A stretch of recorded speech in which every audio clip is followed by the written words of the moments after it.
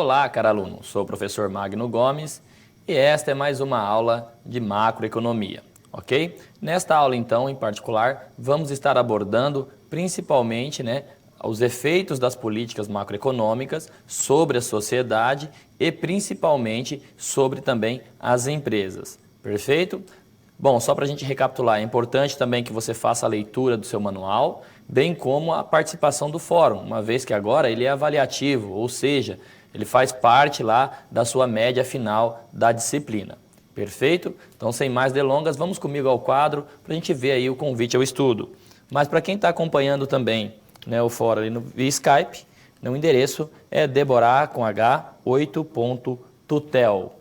Perfeito? Bom, então nesta unidade vamos estar aí trabalhando, falando especificamente das funções econômicas do governo. Vamos ver que o governo ele vai apresentar aí as cinco principais funções dele, Depois, vamos falar que essas funções ele vai ter, dadas as suas políticas macroeconômicas, para atingir as suas metas, também macroeconômicas, e dadas essas políticas que têm como objetivo atingir as suas metas, vamos ver também qual é o impacto disso para a sociedade e principalmente também para as empresas. Perfeito? Bom, depois vamos estudar também os problemas causados pela inflação.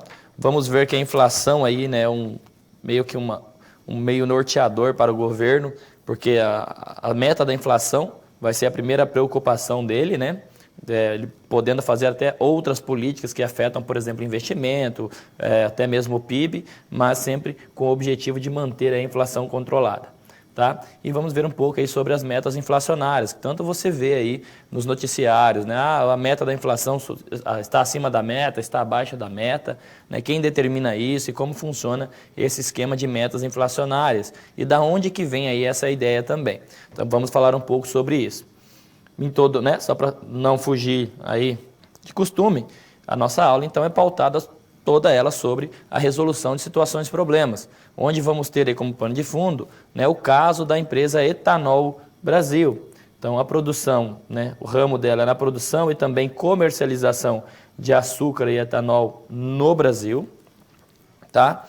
Então a gente já vai identificar primeiro que o Brasil, além de ser aí o maior produtor de cana-de-açúcar, também aí é um dos maiores na produção e também tanto de açúcar quanto também de etanol comercializando com o mundo todo, E aí vamos ter um personagem, principalmente nessa primeira situação, problema, depois vai aparecendo outros personagens, mas nessa vamos ter aí o Cláudio, que é o estagiário desse departamento aí financeiro da empresa. Ok? E aí qual que é a inquietação, Só para a gente lembrar também que os conhecimentos prévios é importante. Então, é importante que você já tenha uma noção do que é a oferta agregada, bem como também sobre a demanda agregada, as contas nacionais que foram abordadas nas aulas anteriores, Taxa de câmbio, que também já foi visto, e também a ideia do modelo keynesiano, que é o modelo aí praticamente, em grande parte dos países do globo, que utiliza aí o modelo keynesiano. Mas vamos abordar também, ver essa diferença do modelo keynesiano, bem como também os modelos clássicos. Perfeito? Bom, então só para a gente lembrar que a nossa aula ela vai ser então pautada sobre as situações e problemas e vamos ter aí a empresa Etanol Brasil, ok? Então nesse sentido, vamos conhecer um pouco mais desta empresa para a gente entrar aí nas situações e problemas. Acompanhe comigo no quadro. Bom, a Etanol Brasil, então ela vai ser líder aí da produção e comercialização de açúcar de etanol no Brasil e uma das maiores exportadoras mundiais também deste produto. Tá? Mesmo trabalhando em um ambiente de altíssima carga tributária, juros altos e inflação cada vez maior, a Etanol Brasil vai continuar sim prosperando, Então esse ramo que ela está atuando, mesmo diante de algumas dificuldades macroeconômicas, a empresa aí está se mantendo firme, a priori. Porém, então, qual que é a inquietação aí dos gestores ou até mesmo da empresa, No entanto, então, a prosperidade da Etanol Brasil não está chegando, aos seus funcionários, não está chegando aí até Cláudio, que é um jovem estagiário do departamento financeiro da Brasil Etanol. Ele está começando então a sua vida profissional agora, e por esse motivo o seu salário ou a sua remuneração não é dos mais animadores, né? Isso aí é o que todo mundo vai encontrar quando está iniciando aí a sua carreira profissional. Assim, o grande desafio, né, dessa questão vai ser que Cláudio ele vai trabalhar aí durante o dia e vai para a faculdade aí de economia, né? E também à noite, né? E nos raros momentos em que tem um tempo livre, ele aí acompanha notícias econômicas do Brasil. Perfeito? Então essa aí é a rotina, né, que vai ser apresentada por Cláudio, né? E apesar aí de não ter, então, como as políticas, não ter todo o entendimento das políticas econômicas, né, e como elas são coordenadas, ele tem sentido aí a sua qualidade de vida diminuir nos últimos meses, mesmo sem ter ele feito aí nenhum gasto novo, ou seja, sem ter alterado aí seu padrão de consumo ou a sua rotina, ele sentiu que sua qualidade de vida, né, vem reduzindo. E que talvez isso esteja relacionado com o quê? Com a inflação crescente no país, né, que o noticiário exalta aí, né, que está pressionando o teto da meta inflacionária. Tranquilo? Então, pois não tem sobrado dinheiro nem para ele fazer aquele lanchinho ali após a faculdade, né, após as aulas. Então, Cláudio começa a questionar. Será que está sabendo administrar? Será que é um problema de administração, né, pessoal, ali, de financeira pessoal, né, do seu dinheiro? Ou será que essa situação tem afetado não só ele, mas também outras pessoas? Isso pode estar relacionado com a tal famosa inflação, né? Então, bom, a ideia é o seguinte, temos ali a Etanol Brasil, onde ela vai estar então representando, vai estar num ambiente, né, próspero, né, está prosperando, apesar do cenário econômico não estar tão favorável, porém essa prosperidade não está chegando até os seus funcionários. Então, nesse sentido, eu chamo aí a nossa primeira situação problema.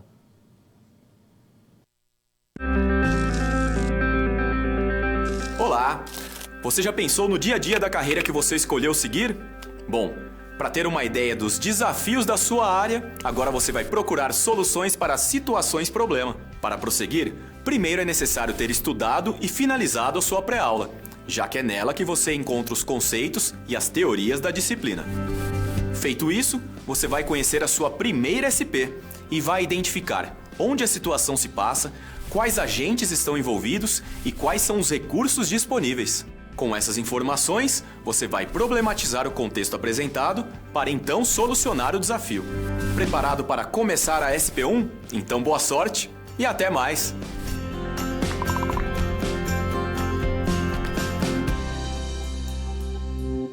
Bom, voltando aqui, então sabemos que a Etanol Brasil, né, a Brasil Etanol, ela está prosperando, mas não está chegando aí até o funcionário Cláudio. Então vamos ao quadro acompanhar qual que é a situação, problema deste personagem, né? Então temos aí o Cláudio, que tem dúvidas se essa deterioração na sua qualidade de vida se deve a uma má administração financeira que ele vem fazendo das contas que tem para pagar ou se a inflação está relacionada com isso, né? Então vamos ver, né, adiantando um pouco, que por que a inflação ela vai ser um problema aí meio sério ou meio grave nesse sentido? Porque a inflação ela vai penalizar aí principalmente, né, as pessoas que têm aí o seu baixo rendimento. E devido a esse baixo rendimento, como elas não têm como sair da inflação aplicando seus recursos, né, em investimentos, né, onde são remunerados, também indexados à inflação, essas pessoas que têm a menor remuneração acabam sempre sendo afetadas de maneira, né, mais severa pela inflação. Ok? Bom, então, antes de ajudar ou solucionar esse problema aí do Cláudio, temos a questão aí, né, dos dois tipos clássicos de economia, onde temos o clássico versus os keynesianos, onde os economistas e os seguidores dessa escola mais clássica são contra o que? A intervenção do governo na economia. A principal característica dos clássicos né? Guardem isso aí, é que ele é contra a intervenção na economia. Seu principal, né, expoente, quem que é? Adam Smith. E ele que vem falar aí da ideia da mão invisível. Então, para Adam Smith, precursor aí da escola clássica, ele vai falar o seguinte: o governo não tem que interferir na economia. Existe uma mão invisível, tal qual os próprios agentes, famílias, né, empresas, eles vão se autorregular no mercado, não precisa da intervenção do governo. Quando o governo ele faz essa intervenção, ele acaba prejudicando todo o sistema econômico. Tranquilo? Então vamos ao quadro ver agora, né, o seu opositor aí, de certa forma, de teorias. Porque lá, quando teve a recessão lá de 1930, né, a Europa inteira, né, o mundo inteiro conhecido até então, né, mais desenvolvido, estava em colapso, desemprego alto, fome, né, um grande problema econômico generalizado. Aí, um cara chamado John Maynard Keynes, ou mais famoso Keynes, ele vem lá e vai falar o seguinte: olha, a mão invisível que Adam Smith fala não está funcionando. Por isso ele vem com a sua teoria e vai colocar a importância do governo para ele entrar quando a economia não está funcionando e para corrigir aí certos desequilíbrios, tá? Então, quando que a teoria keynesiana vai reforçar então a importância da participação do governo na economia, principalmente para estimular o que? A demanda agregada e assim, consequentemente, a produção. Ok?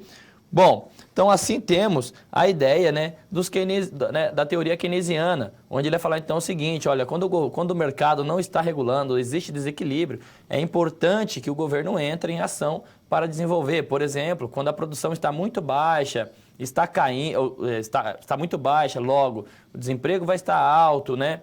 E os empresários não vão estar vendendo, vai estar quebrando empresas. Ele fala que o governo é importante entrar na economia, aumentando seus gastos, gerando trabalho, que vai gerar consumo, que vai movimentar toda a economia, aquecendo todo o mercado. Essa era a ideia principal, a ideia básica aí dos pensamentos da teoria keynesiana.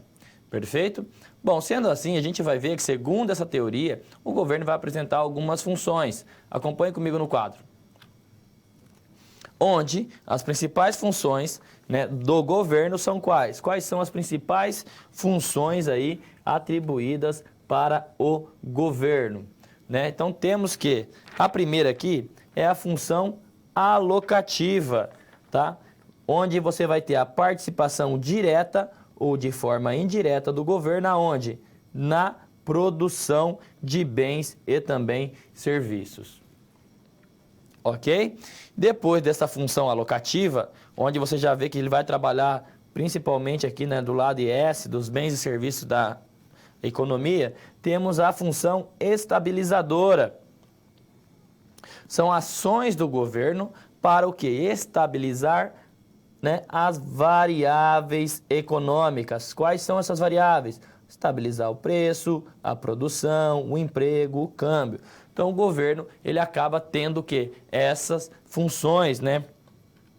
Então temos a alocativa, a estabilizadora, e ele vai ter também uma função denominada de função distributiva. Ações do governo para melhorar a distribuição de renda entre a população. Então também o governo ele vai ter essa função, né, esse provedor aí da melhor distribuição de toda a riqueza do país entre a sua população. Depois o governo ele também tem uma função que é a função fiscalizadora. Então ações governamentais que vão estabelecer aí e vão também arrecadar tributos, ou seja, os impostos, as taxas e também contribuições. E aí, por último, né, a sua quinta função, vamos ter aí a função reguladora, que são ações do governo para regular as relações entre os agentes econômicos através do quê? De leis e disposições administrativas. Tranquilo? Bom, sendo assim, dadas essas funções, então o governo ele vai ser o quê? O único agente que tem um papel aí de zelar pelo interesse ou pelo bem-estar aí da né, da sociedade em geral. Então, dadas essas funções, o governo ele pode aplicar aí as suas políticas macroeconômicas. E as suas políticas macroeconômicas, né, já conhecemos algumas e vamos entrar mais a fundo nelas, né? Principalmente da fiscal e monetária. Vamos falar novamente, política fiscal, contracionista, expansionista, monetária, contracionista, expansionista. Porém, agora vamos falar sobre o efeito de curto e também, né, do longo prazo. Vamos falar agora dos dois períodos mais à frente. Então, dentre as suas políticas, temos lá política fiscal. Qual que é a mesma política fiscal do governo? Olhe lá. Então, lembrando, então quando o governo ele pode aumentar ou ele pode reduzir seus gastos, ou também ele pode tanto aumentar ou reduzir os seus tributos. Isso é política fiscal, né? Boa questão de prova isso daí, né? Quais são as políticas fiscais que o governo pode estar fazendo? Aumento ou redução de tributos, aumento ou gastos do governo. Perfeito? Depois temos a nossa política monetária, onde ele vai trabalhar simplesmente na parte de oferta de moeda, vai controlar a quantidade, né, de moeda na economia, que já vamos ver também qual é o impacto disso sobre as outras variáveis macroeconômicas, bem como as políticas cambial e também comercial, tá? E por fim o governo ele tem a política também de renda. Então, diante dessas políticas, o governo vai ter o quê? Ele vai ter as suas metas a cumprir. Quais as metas do governo? Quais são os principais objetivos deles? As metas. Nível de crescimento do PIB. Então o governo tem como meta também controle de preços, né? Controlar o quê? O balanço de pagamento, para que ele não fique devendo aí para o resto do mundo, para os outros países. Então ele tem que se preocupar com isso também. E redução também da desigualdade social. Então ele tem que se preocupar não só com o crescimento, mas também com o desenvolvimento da economia, tá? E aí, para atingir essas metas, as políticas macroeconômicas, com o objetivo de atingir as metas, vão gerar efeitos em alguns mercados econômicos. Quais são eles? O mercado de bens e serviços. Já conhecemos muito bem esse, né? Então é o equilíbrio, que vai ser aí o equilíbrio que vai ser dado entre a igualdade entre a oferta agregada e demanda agregada de bens e serviços, tá? Depois vai afetar o mercado de trabalho.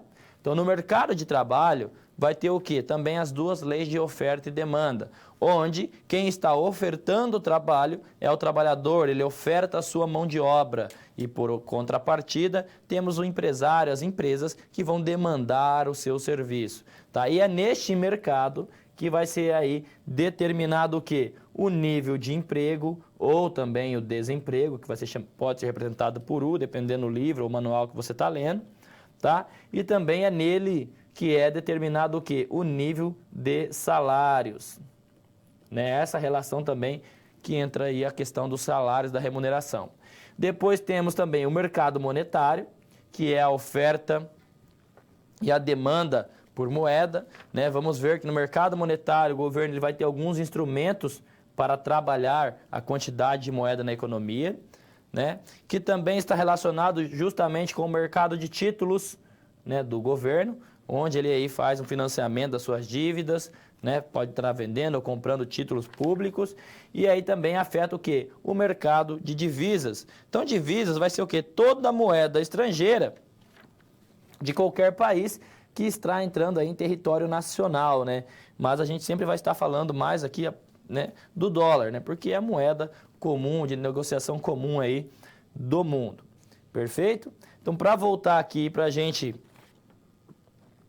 entender um pouco, né, lembrando da situação, problema que temos que resolver, depois de contextualizar toda essa parte, né, vamos então definir um pouco qual que é aí o que é a inflação e depois disso, né, podemos resolver a situação, problema do Cláudio. Vamos ao quadro.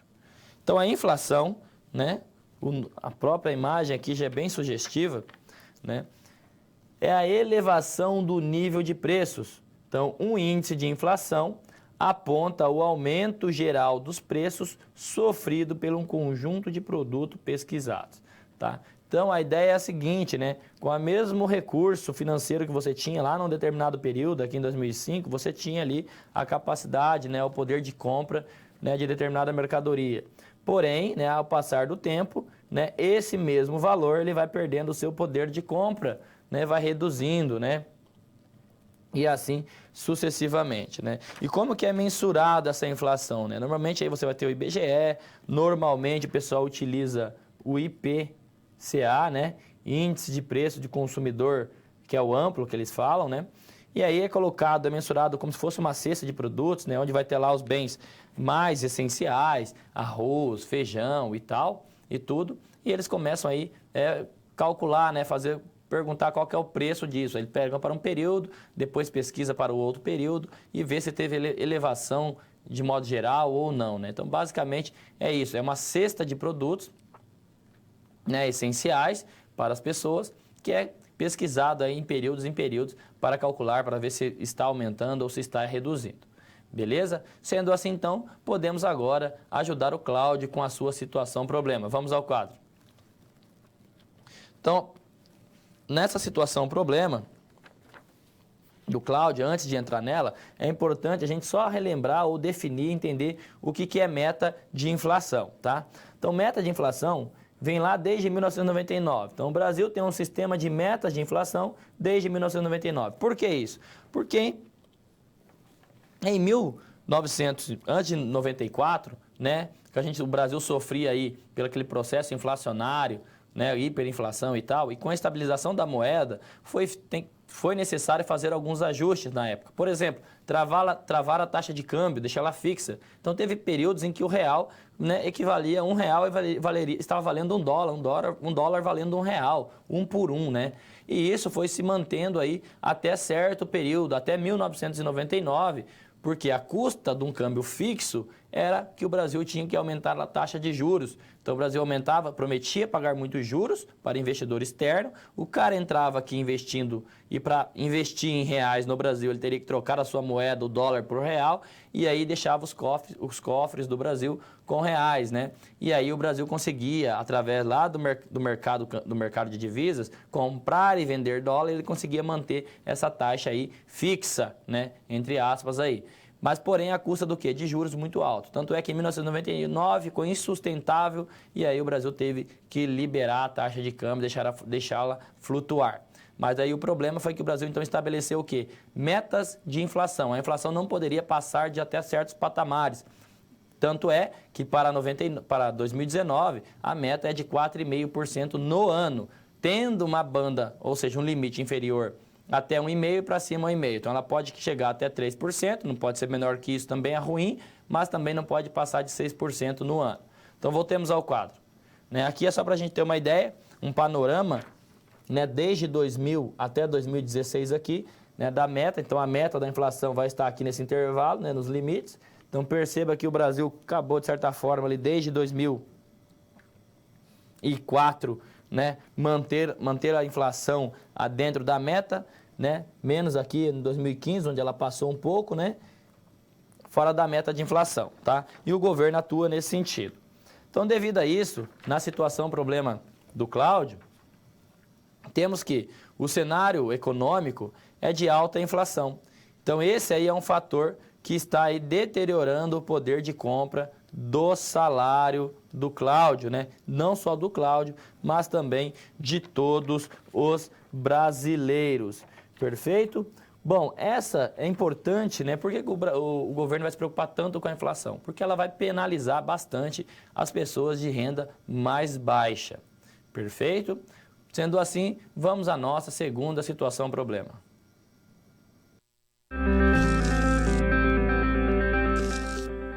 E aí, conseguiu encontrar uma solução satisfatória para a SP1? Como você pôde notar, o desafio apresentado tem como base situações comuns da realidade de mercado.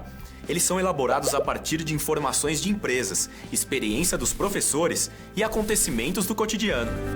Isso significa que antes mesmo de você se formar, além de todo o conhecimento teórico, você já está em contato com a realidade do seu futuro profissional.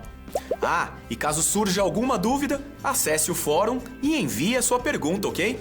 Confere agora a SP2.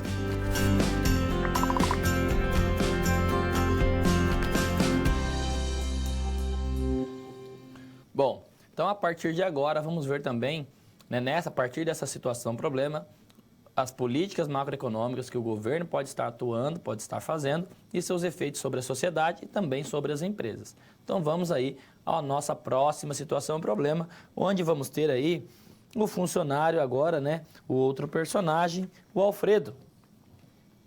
Ele está há 3 anos na empresa e já foi promovido 2 vezes. Que maravilha! Apesar do bom momento profissional, ele anda descontente, pois o aumento de salários que ele já obteve está sendo corroído por quê? Pela alta inflação que já vimos dos últimos meses, né? E aquela sonhada viagem de férias para a linda Bahia se tornou aí um sonho mais distante. Então assim, Alfredo então tornou coragem e foi pedir um novo aumento de salário para o seu gerente. Qual será aí que foi aí a resposta que ele teve, né? Após então, né, a reunião com seu gestor, Alfredo se desanimou ainda mais, pois o novo cenário da economia brasileira foi usado como desculpa, né? Não desculpa, mas justificativa para uma negativa ao seu pedido.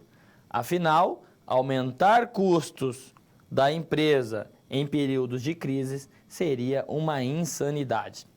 Alfredo, então, tem um pensamento meio estranho. Será que o governo poderia tomar uma ação que o auxiliaria a realizar aí o seu sonho para viajar de férias? Será que o governo ele conseguiria, de certa forma, através de suas políticas, conseguir ou fazer com que Alfredo ele consiga então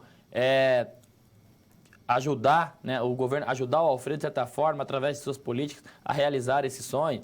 Então, para isso é importante a gente definir alguns tipos de política que o governo pode estar fazendo. Então, acompanhe no quadro. A principal é a ideia de política, ele tem os seus instrumentos de política monetária, a sua política monetária, fiscal, né, cambial, tudo mais. Porém, tudo isso, quando o governo faz uma política, utiliza uma dessas ferramentas para fazer política conjuntural, ele está preocupado com o quê? O governo ele vai estar mais preocupado com o curto prazo, né? Então ele preocupa com problemas econômicos de curto prazo, como a geração de emprego e controle de preços. Então uma política conjuntural é quando o governo ele está ali preocupado mais com o curto prazo e não muito com o longo prazo. Tranquilo? Também é chamada de políticas de estabilização. É a mesma coisa. Perfeito? E aí, o governo também, ele tem uma outra forma de política que é qual? É a política, né, estrutural. Então ele preocupa com problemas econômicos de longo prazo, com o crescimento econômico e melhora na distribuição de renda. Está relacionado com o desenvolvimento econômico do país, que afetará o quê? Né? As próximas gerações. Né? Essa definição ou decisão de qual política vai acabar sendo melhor para o país não é tão fácil, né? Porque imagina mesmo o cenário, imagina você acorda de manhã e tem uma espinha ali na sua testa, por exemplo. Aí qual que é melhor? Você poderia ir no dermatologista, né, fazer um tratamento para que isso nunca mais voltasse. Ou você simplesmente poderia espremer ou talvez colocar um produto ali, um remédio, né, simplesmente para tirar no momento. Né? Qual que seria melhor? Agora você provavelmente vai se responder, melhor procurar um dermatologista para nunca mais voltar, nunca mais ter o problema. Maravilha. Mas e se você tivesse uma festa daqui a umas 3, 5 horas para ir, né? Ou no dia seguinte? Qual tipo de política, o que você faria? Às vezes é a mesma coisa em que se tem, às vezes o governo é necessário fazer uma política, né, que sabemos que vai afetar uma outra variável, vai prejudicar no longo prazo, mas para não ter aí protestos ou, né, ou revoltas sociais, é necessário aí fazer a estabilização no curto prazo e depois tentar corrigir com uma outra política, né, os efeitos colaterais que vão ter aí dessa de curto prazo. ok? Vamos ao quadro.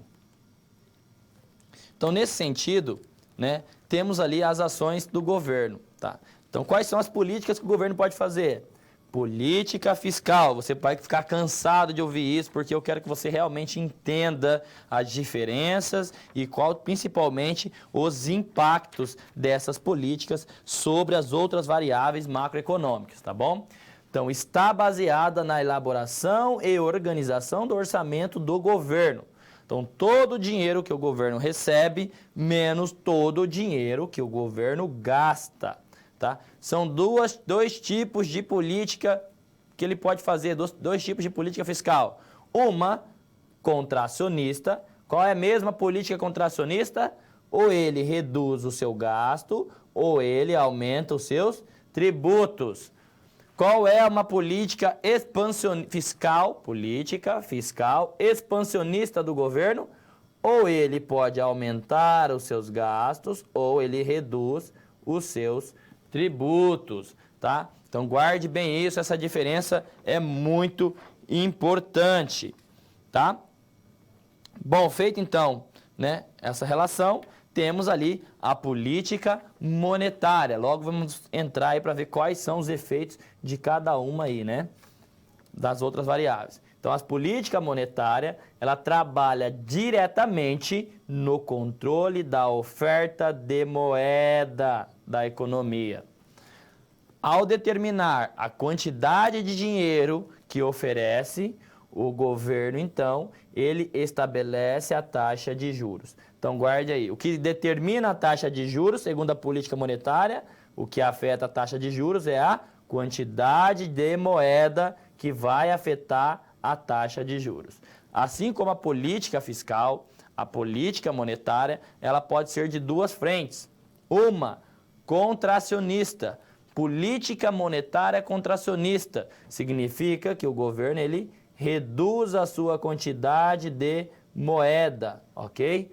Uma política fiscal expansionista. O governo ele aumenta a sua quantidade de moeda. Isso é importante também, né? E vamos ver depois, logo mais, os seus efeitos. Qual outra política macroeconômica que o governo tem? Políticas de renda, que busca uma melhora na distribuição de renda da população. Quais seriam a política de renda do governo, professor? Bom, o salário mínimo, por exemplo, ele é uma política de renda, né? Então ele garante um salário mínimo, uma remuneração mínima para os indivíduos, né? Para que você não tenha aí, né, um subemprego ou uma subremuneração do trabalho. Outra política, que seria uma política de renda que o governo faz, seria aí, né, interferir aí nos preços, né, de alguns produtos essenciais para as pessoas. Por exemplo, os monopólios naturais de energia e também de água, né, se fosse todo aí privatizado, se fosse sem controle, como são bens essenciais, essas empresas poderiam aumentar o preço, né, a que for, porque essa é uma demanda inelástica. Você precisa de energia hoje, você precisa de água, né? É um bem essencial. Então, se eles aumentassem o preço, o que for, você ia conseguir de alguma forma consumir, seja qual for o preço desses produtos. Então, é necessário aí o governo estar atuando aí para que isso não aconteça, né? Ter um preço justo para a sociedade. Perfeito? Então, vamos voltar aí à nossa outra política que ele pode fazer, que é a comercial. Vamos ao quadro. Então, a comercial, o governo, ele vai fazer uso de instrumentos para incentivar ou desestimular as exportações e também as importações do país, com o intuito de atingir o objetivo produtivo, ou aumentar as exportações, ou também pode ser as inflacionárias, deixar as importações mais baratas, né?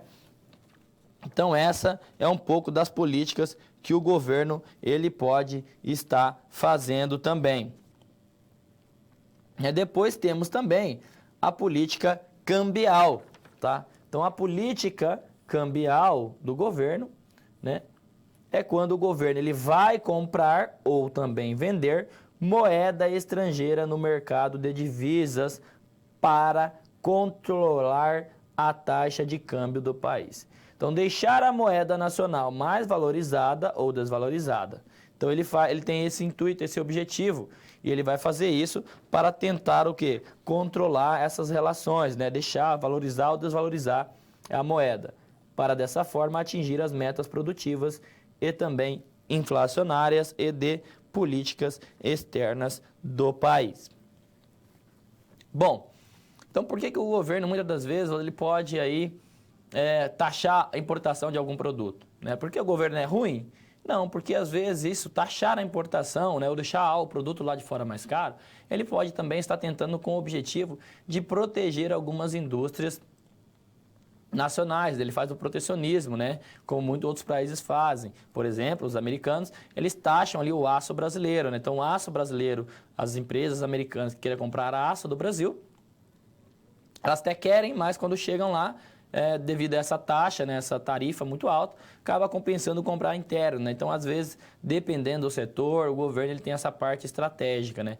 Às vezes, o inverso também é necessário. Quando ele quer fomentar as exportações, ele pode aí incentivar, né, dando subsídio, ou também atuar meio mercado de câmbio, desvalorizando o real, deixando o câmbio alto, para favorecer os exportadores. Ou quando ele quer também controlar um pouco a inflação, ele pode baratear as importações, entrando mais produtos no mercado, fazendo concorrência e aí baixando o nível de preços também. Perfeito? Então, visto toda essa contextualização, agora sim conseguimos ajudar aí o nosso, né, o Alfredo, aí, o nosso personagem. Acompanhe comigo no quadro. Bom, uma das possibilidades que poderia acontecer seria o governo, então, fazer o quê? Uma política fiscal. Mas qual política fiscal? De redução dos gastos. Então, ele tinha que fazer essa redução dos gastos. É uma política contracionista, porque reduzir os gastos. Então, quando o governo reduz os gastos, ele acaba reduzindo o consumo, que desestimula um pouco o investimento, né, que reduz o produto, lembrando já que Y aqui representa o produto ou renda, que é a mesma coisa, né? Que aí acaba contribuindo para a redução dos preços, que é a mesma coisa do que a redução da inflação, tá? Então, esse PI significa a inflação. Então, se isso acontecer, melhora para quem? Para o Alfredo, né? Ele vai pagar mais barato aí na sua viagem. E aí temos também a política fiscal, mas daí também contracionista, mas de aumento dos tributos. Porém, se aumenta os tributos, acontece também, né, o mesmo movimento. Diminui o consumo, que desestimula o investimento, que faz que o PIB, que vai ter que reduzir, como tem menos demanda por produto, as empresas vão estar concorrendo com os consumidores que ainda tem no mercado, baixando o preço, que contribui para reduzir a inflação. Melhorando ou piorando para Alfredo? Nesse caso, ele acaba piorando, né? Porque o aumento do tributo, beleza, reduz a inflação, né? Os preços ficam mais baratos, mas reduz também a renda disponível de Alfredo. Porque lembra que renda disponível é a nossa renda, que é o produto menos o tributo. Então imagine que o governo aumente ali o imposto de renda, né? Alfredo vai ficar com menos renda aí nesse sentido. Aí não seria vantagem para ele. Outra alternativa seria, então, o governo fazer uma política monetária, mas essa também contracionista. Então, uma política monetária contracionista é uma redução da moeda, tá? Então, da moeda. Então, fazendo isso, reduzindo a quantidade de moeda, se a moeda tem um preço e se o preço da moeda é a taxa de juros, quanto menor a oferta de um produto, maior é o seu preço. Então, maior é a taxa de juros. Então, o juro sobe. O juro subindo, ninguém vai fazer investimento, porque está muito caro. Reduziu o investimento, o produto cai, porque lembra que o PIB é composto pelo consumo, mais investimento, mais gasto do governo, mais exportações, menos importações. Então, se esse cara aqui é menor, logo o seu PIB também vai ser menor. Logo o produto caindo, o preço reduz, assim como a inflação, melhorando também para Alfredo. Ou ele pode fazer uma política de preço máximo. Então, o governo também poderia fazer uma política de preço máximo para as passagens aéreas, o que ficaria mais barato para a viagem de Alfredo. Então, essa foi a solução. Seria o quê? As melhores alternativas. Uma política monetária contracionista ou uma política fiscal também contracionista, mas que seja aí através da redução dos gastos do governo e não do aumento dos tributos, tá? E aí, só para a gente finalizar, antes de ir para a próxima situação, problema, temos aqui os efeitos da política monetária expansionista, tanto no curto quanto no longo prazo. Qual que é o efeito do curto prazo do monetário expansionista? Vai fazer o seguinte, se você aumenta aqui, aumenta, expansionista, aumenta a quantidade de moeda. Reduz os juros, que aumenta o investimento, que vai aumentar o produto, né? E vai gerar, como você vai aumentar o produto, as pessoas vão estar consumindo mais, demandando mais, vai ter no curto prazo um pequeno aumento dos preços. Porém, no longo prazo, a gente sabe que o produto ele sempre volta para o seu estado inicial ou seu produto natural. O produto fica igual, a taxa de juros vai voltar para o seu patamar inicial, porém, vai ter o quê? Qual que é a custa desse aumento no produto no curto prazo? O custo desse aumento vai ser um aumento generalizado nos preços no longo prazo, ou seja, um aumento da inflação. Por isso que é dito que a política monetária expansionista não garante um crescimento do produto no longo prazo. No longo prazo, essa política gera apenas pressões inflacionárias, tá? Depois temos um déficit do público, redução dos gastos, então aqui vou estar reduzindo os gastos do governo. Então o que acontece quando o governo reduz seus gastos? O produto cai, tranquilo. Tem uma demanda menor para o produto, né? Vai ter uma demanda menor para o consumo, vai cair, as pessoas vão estar demandando menos dinheiro para fazer empréstimos, então os bancos vão reduzir a taxa de juros, então os juros caem, o preço também vai cair porque o consumo caiu. No curto prazo. No longo prazo, o produto volta ao seu estado natural, né? A taxa de juros vai ser menor do que era inicialmente, tá? E também o preço vai ser menor. Então, qual que é o custo de uma queda do produto no curto prazo, de uma política de redução dos gastos do governo? Seria, né, seria um custo, seria um benefício. Seria que no longo prazo teremos um juros menor, que é o que temos hoje, e também um nível de preços, uma inflação menor, que também é o que temos hoje na economia brasileira. Tá? Então, esses são os efeitos de curto e médio prazo, de uma expansão monetária e de uma redução dos déficits públicos. Tá? E aqui temos também o efeito do aumento do petróleo, né? Que gera tudo prejuízo para a economia, quando sobe muito. Por quê? Temos uma queda no produto, um aumento na taxa de juros, um aumento no nível de preço no curto prazo. No longo prazo, o produto cai ainda mais, a taxa de juros aumenta ainda mais e o nível de preço aumenta ainda mais. Então isso aí, né, é o pior dos mundos para a economia. Então, visto aí a nossa terceira situação, problema, agora sim eu chamo a nossa próxima SP.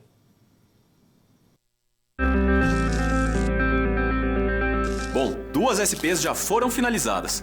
Como você acha que está se saindo? Lembre-se de que para se dar bem é importante seguir as etapas, já que elas facilitam os seus estudos. Vamos revê-las? Primeiro é necessário estudar a pré-aula para conhecer a teoria e os conceitos da disciplina. Em seguida, leia a SP com atenção para conhecer e interpretar a situação exposta. Feito isso, você deve levantar hipóteses sobre a situação-problema, considerando os recursos disponíveis. E por fim, você deve aplicar os conceitos estudados com foco em resolver a problematização. Combinado? Então fique agora com a SP3. Até mais!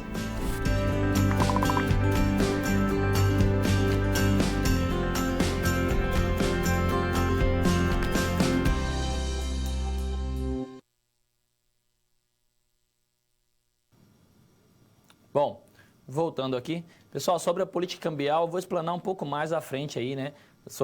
Mas a ideia essencial da política cambial é quando o governo ele entra no mercado de divisas, ou seja, hoje o dólar, né, ele pode entrar comprando e vendendo dólar. Se o objetivo dele, por exemplo, é fazer com que a taxa de câmbio do Brasil reduza ou baixe, ou seja, o real fique mais valorizado, o que ele pode fazer? O governo ele vai no mercado e começa a comprar o excedente da oferta de dólar. Então ele compra, aí ele vai deixar no mercado menos dólar, o real vai acabar ficando mais, ou ele faz o inverso, injeta ou vende dólar, deixa um excesso de oferta de dólar no mercado, aí tem muito dólar, né? E mais reais, então o real acaba sendo o quê? Mais valorizado, porque você tem aí muito dólar, aí o preço do dólar cai, aí o real fica valorizado, a taxa de câmbio cai. Ou ele pode fazer o inverso, se ele quiser que a taxa de câmbio que o real melhor aí para o setor exportador, ele pode deixar a taxa de câmbio desvalorizar ou até incentivar isso. Então ele vai lá no mercado, ele compra, começa a comprar dólar e deixa pouco dólares no mercado. E a pressão pela compra de dólar vai ser muito grande. E aí os preços do dólar sobem. O preço do dólar é a taxa de câmbio. Beleza? Bom, sendo nesse sentido, vamos aí à nossa terceira situação problema. Mas eu vou voltar um pouco mais à frente falando sobre políticas cambiais. Beleza? Bom, aqui temos nessa terceira situação problema que a funcionária Flávia trabalha na área de exportação da empresa. A Etanol Brasil fechou então um contrato de venda com um grande cliente na Inglaterra. Porém, meses depois, o cliente rescindiu o contrato com uma empresa brasileira e Flávia, infelizmente, ela foi desligada. Beleza? Porém, temos aqui uma amiga de Flávia que a convidou para participar de um intercâmbio de 4 meses lá nos Estados Unidos, o que agregaria muito para o seu futuro profissional, já que na área de comércio exterior, a fluência de outro idioma vai ser aí fundamental, né, ou extremamente necessário. Porém, ela já tinha feito então todos os planejamentos para conseguir o dinheiro para ir aí aos Estados Unidos. Ela usaria a rescisão e também o nosso famoso seguro-desemprego, mas a alegria dela vai durar pouco, né? Então ela fez ali todo o seu planejamento, iria utilizar a rescisão e também o seguro-desemprego, mas ela teve 2 notícias que não agradou muito a ela aí. Quais foram? Primeira, a Flávia não teria mais direito ao seguro-desemprego, porque devido à lei trabalhista ela não tinha mais 12 meses de carteira assinada. A outra notícia que iria abalar a estrutura de Flávia era que a moeda brasileira estava se desvalorizando muito frente ao dólar, né? O que tornava o intercâmbio ainda mais caro, né? Então, ou seja, ela ia precisar de muitos reais, mais reais para comprar um dólar. Então, quando a taxa de câmbio estava aumentando, isso era muito ruim para quem vai viajar para o exterior. E qual que é, então, a inquietação de Flávia? Chocada com as notícias, Flávia tem as seguintes indagações. Por que o governo brasileiro mudou a lei de seguro-desemprego? E por qual motivo a moeda brasileira estava desvalorizando tanto frente ao dólar? Né? Então, essas eram as indagações aí da Flávia, porque isso estava afetando ela de forma direta. Tá? Lembrando, então, segundo a teoria keynesiana, que o governo ele pode aí aumentar ou reduzir os seus gastos. Mas devido ali à questão dos déficits públicos, o governo não pode fazer isso aí à torta e à direita, sem controle algum. Porque isso gera problema lá no seu balanço de pagamento, ele fica devendo para os outros países. Beleza? Então vamos à definição do que é déficit público. Então o déficit público, né, é resultado negativo, lembrando, né, déficit público é um resultado negativo das contas governamentais. Ou seja, é o resultado que aparece quando o gasto público são maiores do que a arrecadação de dinheiro que o governo tem com os tributos. Então, se o governo ele acaba fazendo isso, lembrando, quando você fala de déficit público, é quando o Brasil ele tem, né, contas internas aqui, né? Quando ele está deficitário na sua balança de pagamentos, lembrando que balança de pagamentos são o que ele faz com o resto do mundo. Perfeito? Bom, assim temos que, depois do déficit público, é importante a gente definir a diferença entre déficit público e também dívida pública. Então são conceitos diferentes. Por quê? O primeiro é um conceito de fluxo. Pega um período específico, por exemplo, esse ano, e calcula o resultado desse período, né? Quanto o governo arrecadou, quanto ele gastou. Tá? Quanto o segundo é um conceito de estoque. Então ele pega, né, quando você fala em dívida pública, o total de dívidas ao longo dos anos do Brasil. Então é importante ter em mente essa definição aí. Ok? E aí então, quando o governo ele vai estar aumentando os seus gastos, tá? O que temos? Quando o governo aumenta seus gastos, ele faz uma política fiscal expansionista ele aumenta os gastos ou diminui os tributos. Está aqui. Qual o objetivo que ele faz isso? Por que o governo faz essa política? Porque ele tem o objetivo de aumentar a produção, aumentar o emprego e também, consequentemente, a renda do país, tá? Os impactos sobre o resultado público. Qual que é o resultado? Se ele aumenta os gastos, né? Se o governo aumenta seus gastos e seus tributos permanecem o mesmo, ele vai piorar, né? Tende a piorar ali. Impactos sobre a demanda agregada. Então, se o governo gasta mais, ele vai aumentar a demanda. Se o governo diminui os impostos, aumenta a renda disponível e aí também vai aumentar o consumo, que vai aumentar a demanda agregada. Perfeito? Esses são os efeitos, então, do quê? De uma política fiscal expansionista. Depois temos impactos na produção, renda e emprego. Quais são os efeitos dessa política nessas variáveis? Então, o aumento da demanda por bens e serviços no país traz um aumento na produção, um aumento na renda e também gera mais empregos, tá? Qual é o impacto dessa política sobre a inflação? Aqui está, né? Com um aumento na demanda, o que acontece? As empresas fazem o quê? Aumentam os preços. Logo, a inflação, ela tende a subir, a se elevar.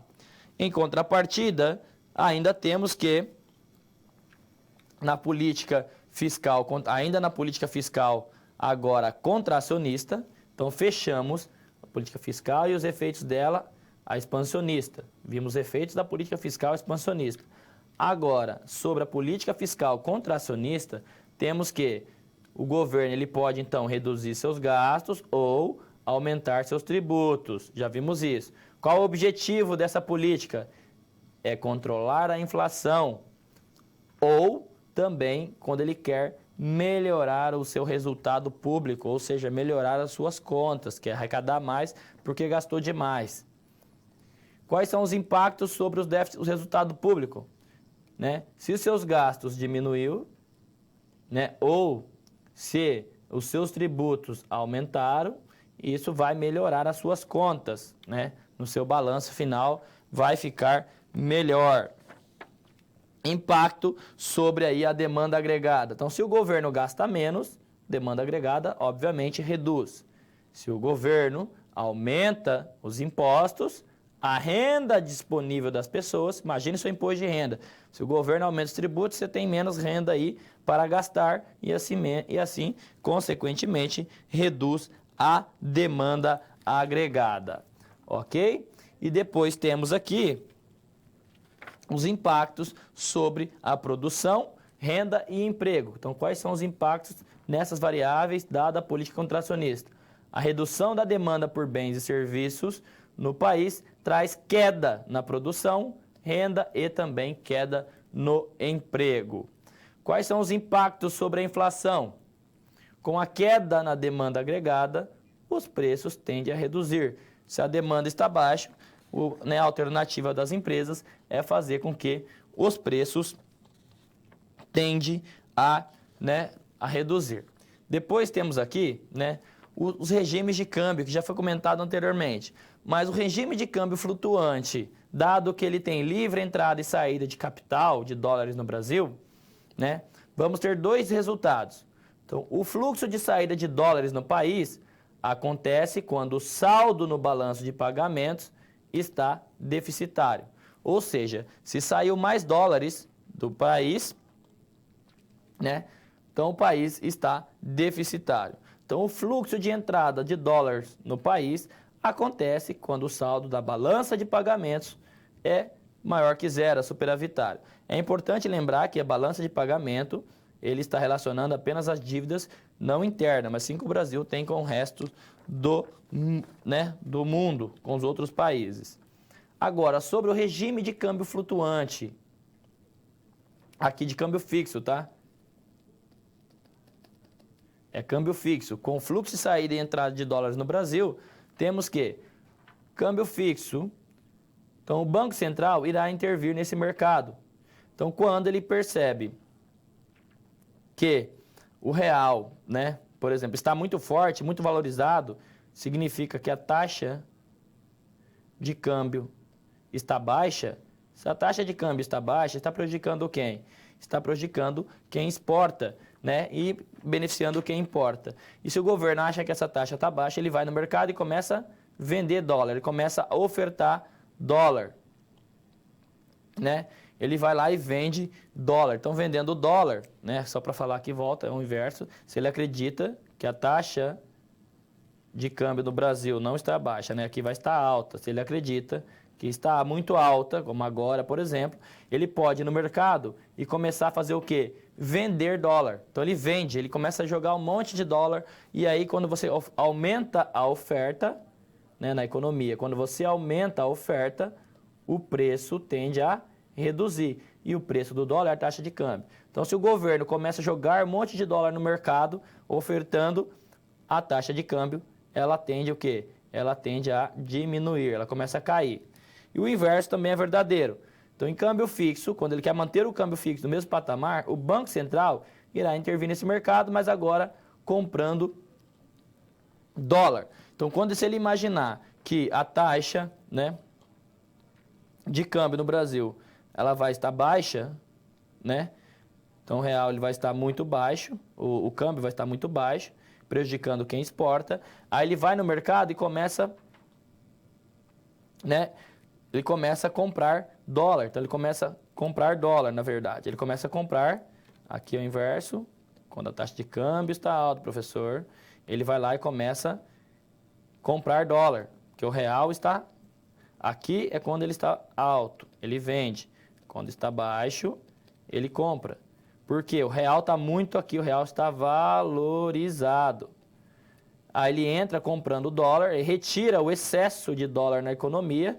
Aí tirando o excesso de dólar, que significa o seguinte, que o preço dele começa a subir. Então, o câmbio começa a aumentar. Então, lembrando, quando você tem um câmbio alto, você tem uma... Quando você tem uma taxa de câmbio alto, você tem aí uma desvalorização do real, que nem hoje. Por exemplo, o dólar está quase R$4. Significa que o real está um pouco desvalorizado.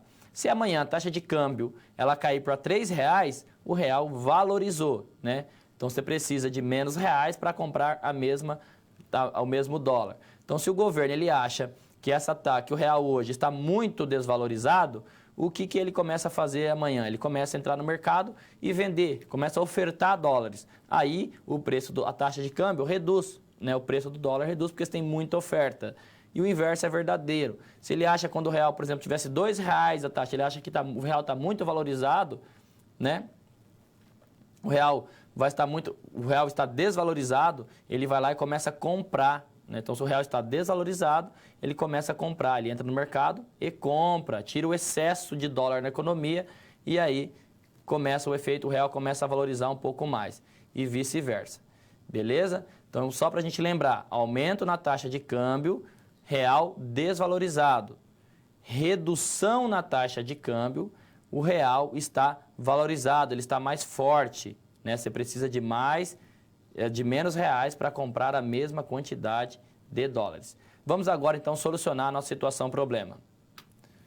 Então, política fiscal contracionista muda aí, né, mudança no emprego ou no reemprego. Poderia então prejudicar o crescimento produtivo do país, reduz o consumo das pessoas, mas também vai ajudar o governo a melhorar o resultado público. Então, reduz os gastos do governo e, consequentemente, reduz a inflação. Então, a política fiscal contracionista prejudica o crescimento já vimos anteriormente, o PIB cai, né, mas também contribui para uma melhora na inflação.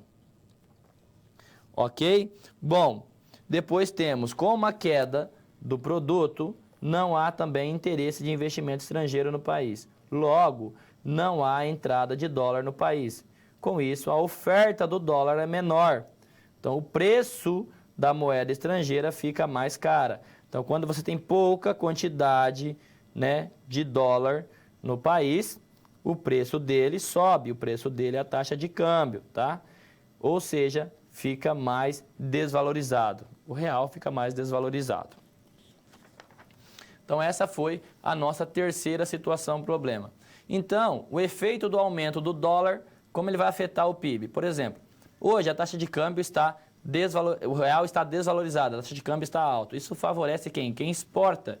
Então, quando o Brasil está exportando muito, vendendo, lembra que o PIB é composto consumo, investimento, gasto do governo, mais exportações. Então, se as exportações do país estão mais elevadas, o PIB, consequentemente, vai ser maior, tá?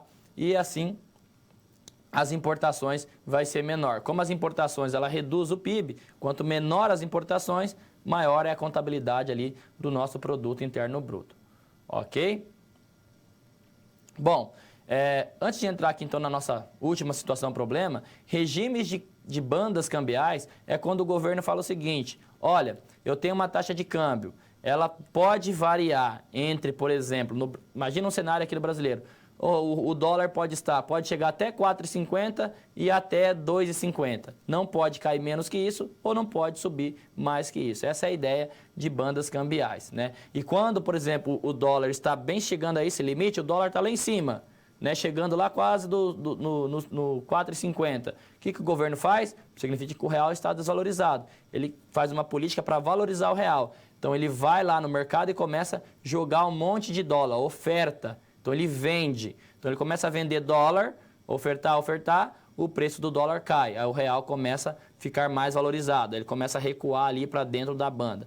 Se o dólar está chegando lá próximo dos dois, o que o governo faz? Significa que tem muito dólar na economia. O governo vai e começa a comprar esse excedente de dólar. E aí, deixa pouco dólar na economia, o preço dele, que é a taxa de câmbio, começa a se elevar novamente. Beleza? Então vamos agora à nossa próxima situação problema. Quando você faz uso de todo o material didático, você passa a conhecer as teorias e os conceitos da disciplina de forma mais completa. Só assim as SPs, que servem de exercícios práticos que te preparam para o mercado de trabalho, terão efeito na sua carreira. Ou seja, seguindo as etapas, você está adquirindo experiência profissional antes mesmo de terminar o seu curso.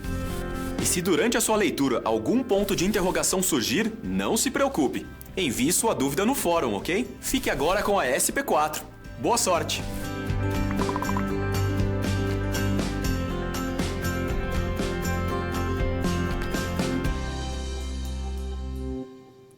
Bom, voltando aqui, a nossa próxima situação problema, vamos ter aí o caso da Rosa. Vamos ao quadro. A Rosa, ela é uma vendedora mais experiente da empresa. Fazia alguns meses que ela então estava, né, na tentativa ou tentando fechar um contrato com um grande cliente nacional. E após de muito esforço, muita negociação, o esforço de Rosa foi recompensado. Ela então consegue finalizar essa tratativa com uma venda que vai lhe render, olha só, uma bagatela aí de quanto? R$150 mil só de comissão.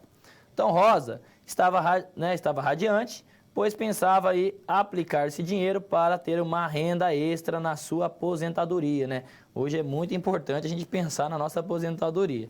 Após fazer algumas pesquisas, ela decidiu então que iria comprar títulos do governo. Qual que é então essa relação de Rosa, né? Então Rosa tem que fazer uma escolha importante, tá?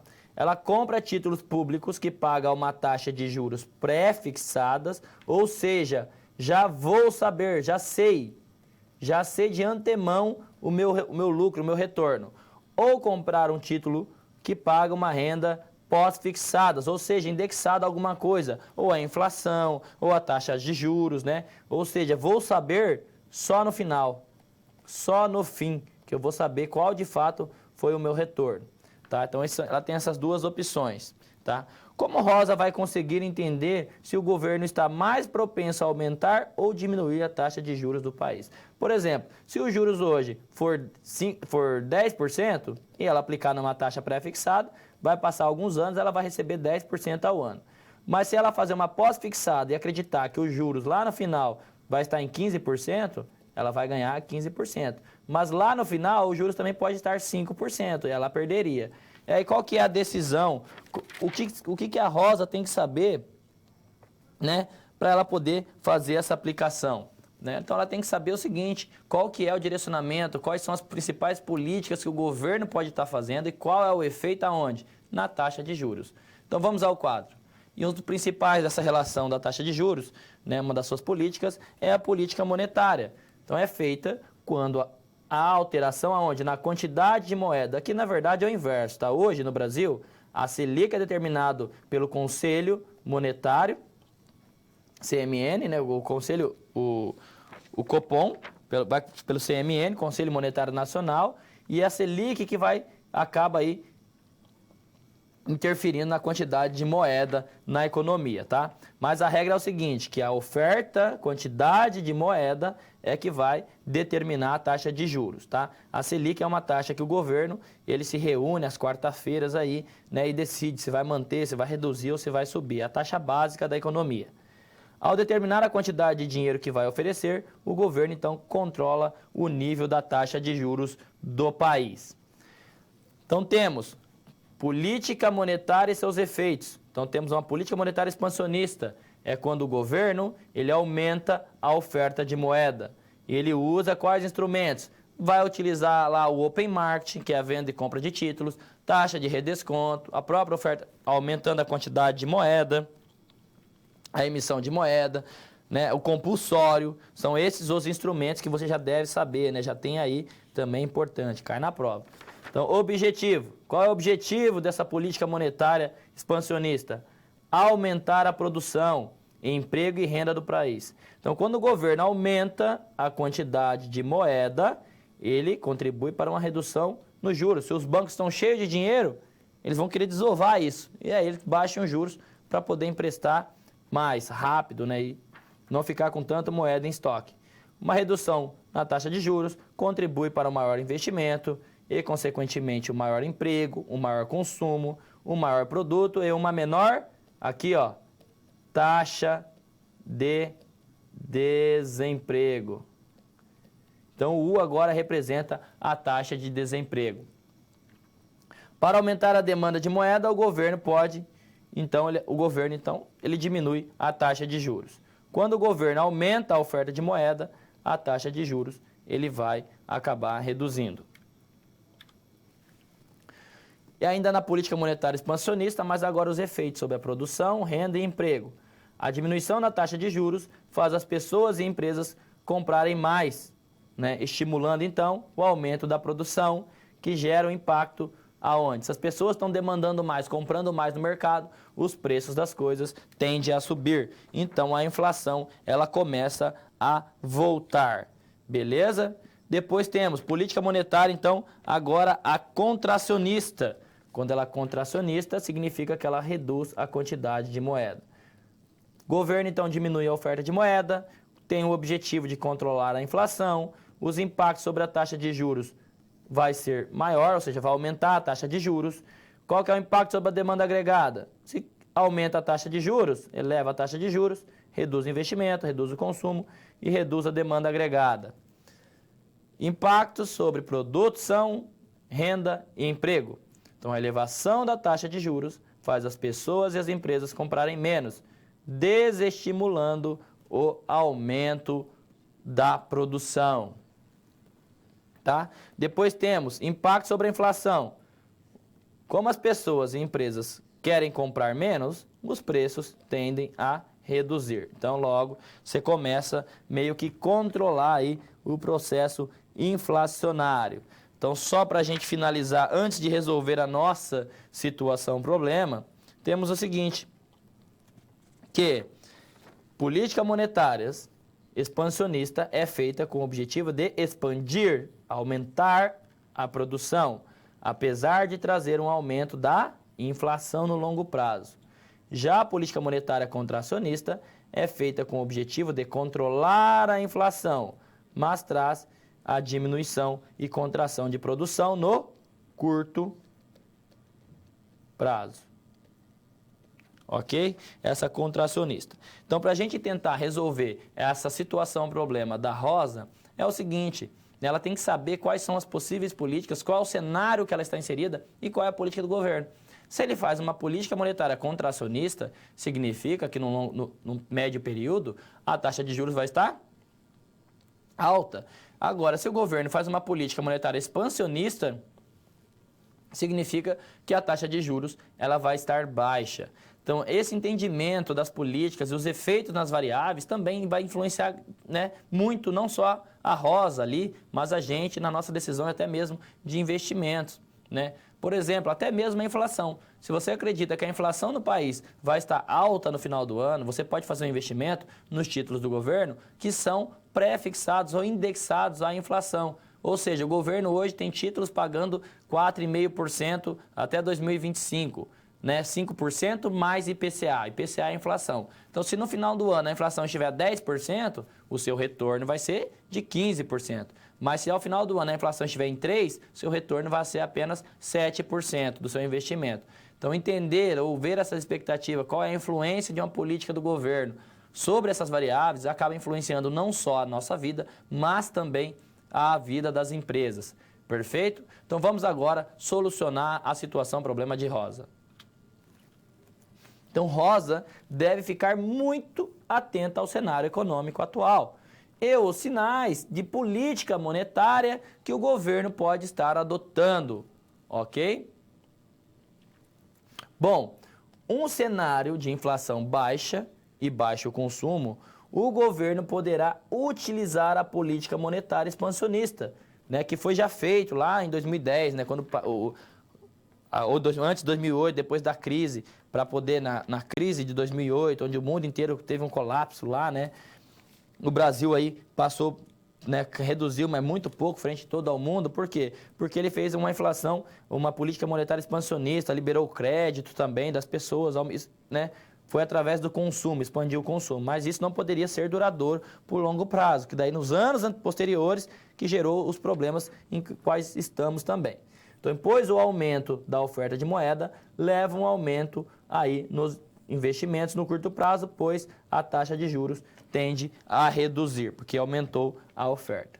Se o cenário é de alta inflação, o governo utilizará a política monetária o quê? Contracionista, inibindo o consumo, e assim reduzindo o nível de preço. Essa contração de oferta de moeda gera o quê? Uma alta na taxa de juros, ok? Então, para a Rosa, ela tem que saber aí qual desses dois títulos. Os títulos pré-fixados, a aplicação vai ser mais interessante se ela acha que a taxa de juros na economia vai reduzir. Então, se ela acha que os juros vai reduzir no longo prazo, ela vai pegar aí um pré-fixado, né? Porém, se ela acha que a taxa de juros no longo prazo vai subir, ela vai pegar aí um pós-fixado. Perfeito? Essa é a ideia aí, né, para a Rosa. Porém, a gente tem agora também, né, outras ferramentas na economia, onde a gente falou lá da curva ISLM e temos a questão agora da ISLM, né, da curva de oferta do mercado financeiro, monetário com o mercado de bens e serviços, mas também entrando agora a questão da balança de pagamentos, que é muito importante para a economia. Então vamos ao quadro. Em provocando novas situações, temos a seguinte questão, né? É importante entender como funciona a política monetária no regime de câmbio flutuante, que aí alguns livros vão chamar o modelo Meden-Fleming. Depois a maioria dos países vai adotar esse tipo de câmbio. Então, primeiro, temos aqui, o governo faz uma política monetária expansionista. Ele vai emitir a moeda e comprar, ou também, né, ele pode emitir moeda ou comprar de volta os seus títulos públicos. Então, isso aqui são ferramentas, tá? Venda e compra de títulos. Então, quando ele vende títulos, né, ele está fazendo o quê? Quando ele está comprando título no mercado, ele pega o papel de volta e dá o dinheiro para as pessoas ou para os bancos. Então, ele injeta mais dinheiro na economia. Política monetária expansionista. Então, isso gera uma diminuição aonde? Na taxa de juros, né? Essa diminuição na taxa de juros, na economia, vai trazer dois efeitos. Primeiro, aumento da produção, porque vai aumentar o investimento, né? E também saída de capital externo. Então, quando os juros do Brasil está baixo, a produção aumenta. Mas o que acontece com o dólar, né? A taxa de câmbio, ela começa a aumentar. Por quê? As pessoas começam a tirar dólar do Brasil, né? Os investidores estrangeiros no Brasil começam a migrar lá, voltar para o seu país. E aí a taxa de câmbio começa a subir. Então a produção e renda sobe porque as pessoas e as empresas vão comprar mais, né, de bens e serviços. Porém, né, o efeito 2 aqui, a saída de capital externo do país, né, porque os investidores financeiros que em ações, em títulos do governo, vão migrar seus investimentos para países que vão pagar, né, mais taxas de juros ou vai remunerar melhor. Então a saída de capital externo aumenta a demanda por dólares, fazendo a desvalorização da moeda nacional. Real desvalorizado, né, real desvalorizado. O real desvalorizado significa um aumento na taxa de câmbio, tá? Então, a desvalorização da moeda nacional aumenta o quê? As exportações, porque os estrangeiros, como o câmbio está alto, eles precisam de menos dólar para comprar a mesma quantidade de produto no país. Então, isso faz com que as exportações, elas aumentem, tá? Então, com o aumento da exportação, a produção também vai aumentar ainda mais, né? Então, o PIB, a produção, que é a mesma coisa que o Y, que a gente chama, vai aumentar por duas frentes.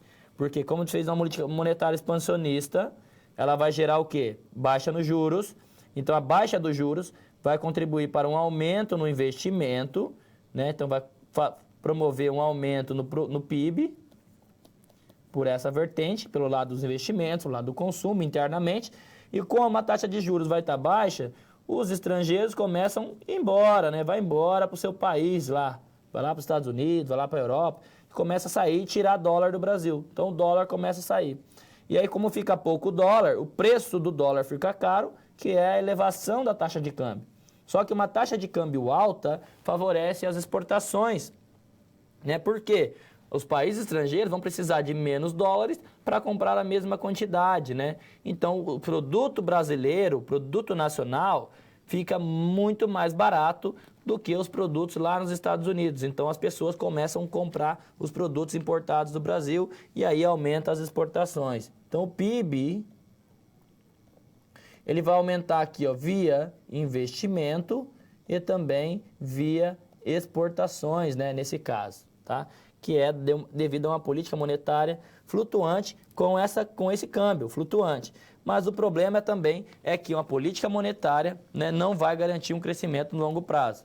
Então, a conclusão da política monetária expansionista para países com câmbio flutuante e livre mobilidade de capital é que ela consegue ampliar bastante a produção, pois além da diminuição da taxa de juros, trazem um aumento no consumo, que é os gastos das pessoas, e também investimento, gasto das empresas, que causam aumento na produção.